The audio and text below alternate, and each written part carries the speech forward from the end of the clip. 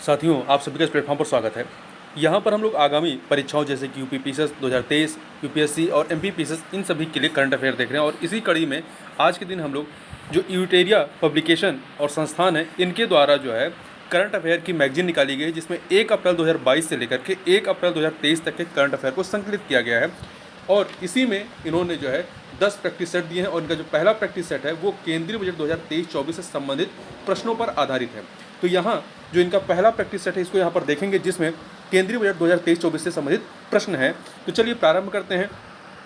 पहला प्रश्न है कि केंद्रीय बजट 2023-24 को वित्त मंत्री श्रीमती निर्मला सीतारमण द्वारा संसद में कब पेश किया गया? 1 फरवरी 2023 को। अब जो है 1 फरवरी को बजट पेश किया जाता है। आपसे एक प्रश्न है, आप कमेंट बॉक्स में बता सकते हैं कि ये जो 1 फरवरी से बजट पेश किया जा रहा है किस बजट सत्र से इसको प्रारंभ किया गया है। आगे बढ़ते हैं।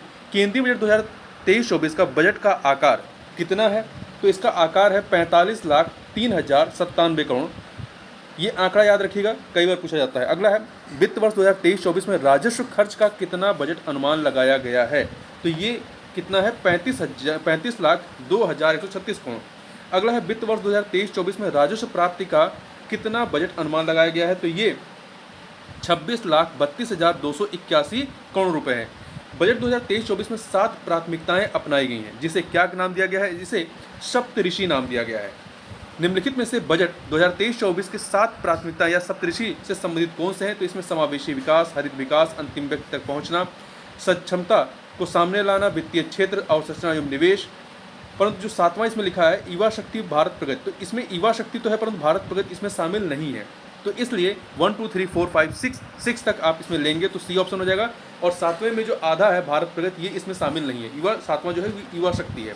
आगे बढ़ते हैं। इस बजट के अनुसार भारत सरकार ने किस वर्ष तक सिकल सेल एनीमिया का उन्मूलन करने का लक्ष्य रखा? 2047 तक। निम्नलिखित में से किस योजना की शुरुआत की घोषणा केंद्रीय बजट 2023-24 में की गई है? तो इसमें ई न्यायालय परियोजना चरण 3, प्रधानमंत्री कौशल विकास योजना 4.0, अमृत धरोहर स्कीम, इन सभी की घोषणा की गई है। तो एक से अधिक अर्थात डी ऑप्शन यहाँ पर सही हो जाएगा। आगे बढ़ते हैं। क्वेश्चन नंबर 9 देखते हैं। उच्च गुणवत्ता वाली बागवानी फसल उत्पादन के लिए किस कार्यक्रम की शुरुआत की घोषणा बजट 2023-24 में की गई है? तो यह है आत्मनिर्भर बागवानी स्वच्छ पौध कार्यक्रम। निम्नलिखित में से कौन से कथन की चर्चा बजट भाषण 2023-24 में की गई है? तो इसमें बताया गया है कि पीएम सुरक्षा बीमा योजना और पीएम ज्योति योजना के अंतर्गत 44.6 करोड़ लोगों को बीमा कवरेज दिया गया है। सही है। उज्ज्वला योजना के तहत 9.6 करोड़ एलपीजी कनेक्शन दिए गए, ये भी सही है। 47.8 करोड़ प्रधानमंत्री जनधन बैंक खाते खोले गए, ये भी सही है। तो सबके सब सही है। तो इनमें से एक से अधिक मतलब सभी सही है, तो डी ऑप्शन हो जाएगा। अगला है बजट 2023-24 के अनुसार नई व्यक्तिगत आयकर व्यवस्था में स्लेबों की संख्या 6 से घटाकर कितनी कर दी गई? पहले 6 स्लेब थे, अब इसको घटाकर 5 स्लेब कर दिया गया है। बजट 2023-24 में शहरी अवसंरचना विकास निधि की स्थापना की बात की गई है। इससे पहले ग्रामीण अवसंरचना विकास निधि पहले से कार्यरत थी, उसी के आधार पर मतलब उसी के अनुरूप शहरी अवसंरचना विकास निधि की स्थापना की बात की गई है। इस निधि का प्रबंधन किस बैंक द्वारा किया जाएगा? राष्ट्रीय आवास बैंक के द्वारा। इस बजट के अनुसार 5G सेवाओं पर आधारित एप्लीकेशन विकसित करने के लिए कितने लैब्स स्थापित किए जाएंगे? तो कुल आपके 100 लैब्स स्थापित किए जाएंगे। अगला है सरकार अगले 3 वर्षों में कितने किसानों को प्राकृतिक खेती अपनाने के लिए प्रोत्साहित करेगी, उनकी सहायता करेगी? तो 1 करोड़ किसानों को। कुशल युवाओं को अंतर्राष्ट्रीय अवसर उपलब्ध कराने के लिए सरकार ने कितने स्किल इंडिया इंटरनेशनल सेंटर स्थापित करने की घोषणा बजट 2023-24 में की है? तो कुल 30। भारत को मोटे अनाज श्री अन्न के लिए वैश्विक केंद्र बनाने के उद्देश्य से किस उत्कृष्टता केंद्र को बढ़ावा दिए जाने की घोषणा सरकार ने बजट 2023-24 में की है? तो भारतीय मोटा अनाज या बाजरा अनुसंधान संस्थान हैदराबाद। तो कहाँ है ये ध्यान रखिएगा, हैदराबाद तेलंगाना में। और ये भी बात ध्यान रखिएगा कि मोटे अनाज को श्री अन्न नाम दिया गया है। आगे बढ़ते हैं। क्वेश्चन नंबर 17 देखते हैं। बजट 2023-24 से संबंधित निम्न में से कौन सा कथन सत्य नहीं है? तो देखिए, पहला 6,000 करोड़ रुपए के निवेश से पीएम मत्स्य संपदा योजना की एक नई उप योजना शुरू की जाएगी, सही है। दूसरा, सरकार को सबसे ज़्यादा धन जीएसटी से आता है, ये कथन आपका गलत है, क्योंकि सबसे ज़्यादा धन जो है सरकार को वो उधार और अन्य देयताओं से मिलता है था। 34% यहाँ से आता है, जबकि जीएसटी से जो है जीएसटी से 17% आता है। तो पहले नंबर पे उधार और अन्य देयताएं हैं और दूसरे नंबर पे जीएसटी आता है। तो बी वाला सही नहीं है। वहीं सी देखें, सरकार को सबसे ज़्यादा खर्च केंद्रीय क्षेत्र की योजनाओं पर करना पड़ता है, नहीं, सबसे अधिक खर्च उनको ब्याज अदायगी पर करना पड़ता है। ब्याज अदायगी पर 20% करना पड़ता है, जबकि केंद्रीय क्षेत्र की योजनाओं पर 17% करना पड़ता है। तो ब्याज अदायगी सबसे अधिक, और केंद्रीय क्षेत्र की योजना जो है ये तीसरे नंबर पर आती है, तीसरे नंबर पर आती है। दूसरे नंबर पर क्या है, करों और शुल्कों में राज्यों का हिस्सा 18%। आगे बढ़ते हैं, तो इस प्रकार इनमें से एक से अधिक गलत है, तो बी और सी गलत है। आगे बढ़ते हैं, आकांक्षी जिला कार्यक्रम के तर्ज पर सरकार कितने प्रखंडों को शामिल करके आकांक्षी प्रखंड कार्यक्रम की शुरुआत की जाएगी, तो कुल कितने प्रखंड, तो 500 प्रखंडों की। अगला है, केंद्रीय बजट 2023-24 के अनुसार सरकार ने देश के शीर्ष शैक्षिक संस्थानों में कितने कृत्रिम बुद्धिमत्ता उत्कृष्टता केंद्र स्थापित करने की घोषणा की है, कुल 3।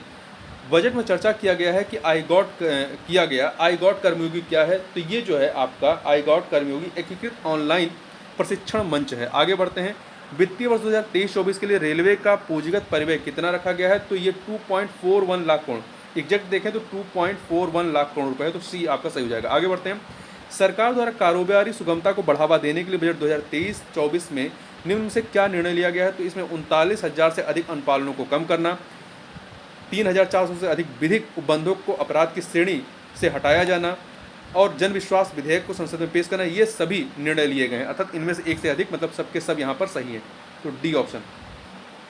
पशुपालन, डेयरी और मत्स्य पालन क्षेत्रों के लिए केंद्रीय बजट 2023-24 में कुल ऋण का लक्ष्य कितना निर्धारित किया गया, 20 लाख करोड़। बजट भाषण 2023-24 में पीबीजीटी विकास परियोजना की चर्चा की गई है, या किस वर्ग के सर्वांगीण विकास से समर्पित है, संवेदनशील जनजातीय समूह के लिए।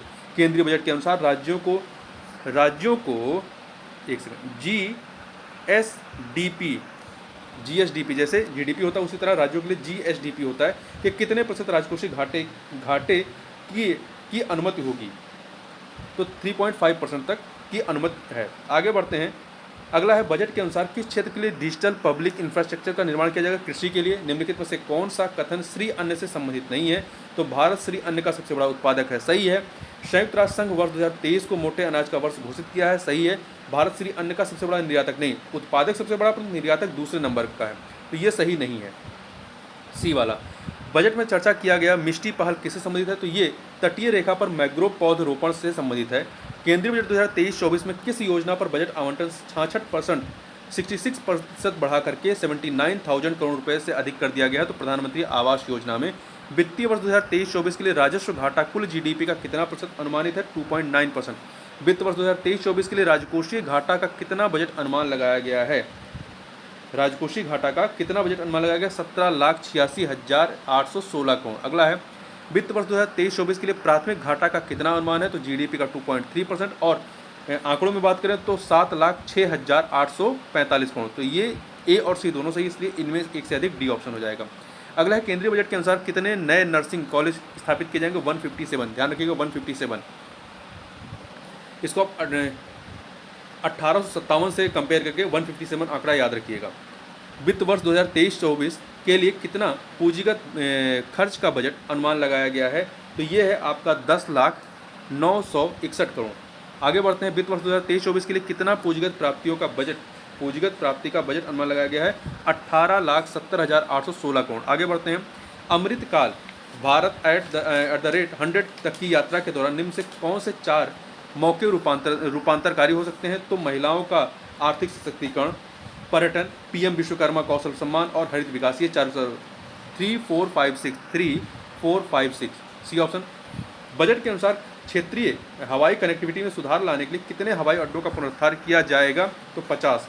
राष्ट्रीय हाइड्रोजन मिशन के मदद से 2030 तक कितना मिलियन मीट्रिक टन वार्षिक उत्पादन का लक्ष्य रखा गया है, 5 MMT। रासायनिक उर्वरकों की जगह वैकल्पिक उर्वरकों के प्रयोग को बढ़ावा देने के लिए किस योजना की शुरुआत की जाएगी, तो ये है पीएम प्रणाम। आगे चलते हैं, चक्रीय अर्थव्यवस्था को बढ़ावा देने के उद्देश्य गोवर्धन योजना के तहत कितने नए अपशिष्ट से आमदनी संयंत्र स्थापित किए जाएंगे, तो ये आपके कितने हैं, 500। केंद्रीय बजट 2023-24 के अनुसार अगले 3 वर्षों तक किस योजना के तहत सरकार आर्द्रभूमि तथा जैव विविधता को बढ़ावा देगी, तो अमृत धरोहर योजना के तहत। अगला है, बजट में चर्चा किया गया स्किल इंडिया डिजिटल प्लेटफॉर्म का लक्ष्य क्या है, तो इसका लक्ष्य जो है मांग आधारित औपचारिक कौशल वर्धन सक्षम करना, ये सही है। एमएसएमई सहित नियोक्ताओं को साथ जोड़ना, ये भी सही है। उद्यमिता योजनाओं की सुलभता सुगम करना, ये भी सही है। तो इनमें से एक से अधिक मतलब सबके सब सही है, तो डी ऑप्शन हो जाएगा। चुनौती मोड के माध्यम से जाने वाले कितने पर्यटन गंतव्यों को घरेलू और विदेशी पर्यटकों के लिए एक संपूर्ण पैकेज के रूप में विकसित किया जाएगा? तो 50। पर्यटन से संबंधित किसकी चर्चा केंद्रीय बजट 2023-24 में की गई? तो देखो, अपना देश पहल, स्वदेश दर्शन योजना, वाइब्रेंट विलेज प्रोग्राम, इन सभी की चर्चा की गई है। तो डी ऑप्शन इनमें एक से अधिक, सभी के सभी। आगे बढ़ते हैं 45 नंबर। आज़ादी का अमृत महोत्सव के स्मरण स्वरूप अगले 2 वर्षों की अवधि मार्च 2025 तक के लिए किस नई लघु बचत योजना की शुरुआत की जाएगी? तो महिला सम्मान बचत प्रमाण पत्र, सी ऑप्शन। जल जीवन मिशन के लिए वित्त वर्ष 2023-24 में कितने करोड़ का बजटीय प्रावधान है? 70,000 करोड़ का। मनरेगा के लिए वित्त वर्ष 2023-24 में कितने करोड़ का बजटीय प्रावधान है? तो ये है 60,000 करोड़ का। सरकार का लक्ष्य वर्ष 2025 तक स्वास्थ्य पर जीडीपी का कितना प्रतिशत खर्च करना है? 2.5%। सरकार सर्वाधिक खर्च किस मद पर करती है? तो ब्याज अदायगी पर 20% करती है। और फिर दूसरे नंबर पर करों और शुल्कों में राज्यों का हिस्सा है ये कितना है? ये 18% है। तीसरे नंबर पे आता है केंद्रीय क्षेत्र की योजनाएं, 17%। तो ये है, तो यहाँ पर ए ऑप्शन हो जाएगा। अगला है, नई कर व्यवस्था में उच्चतम अधिभार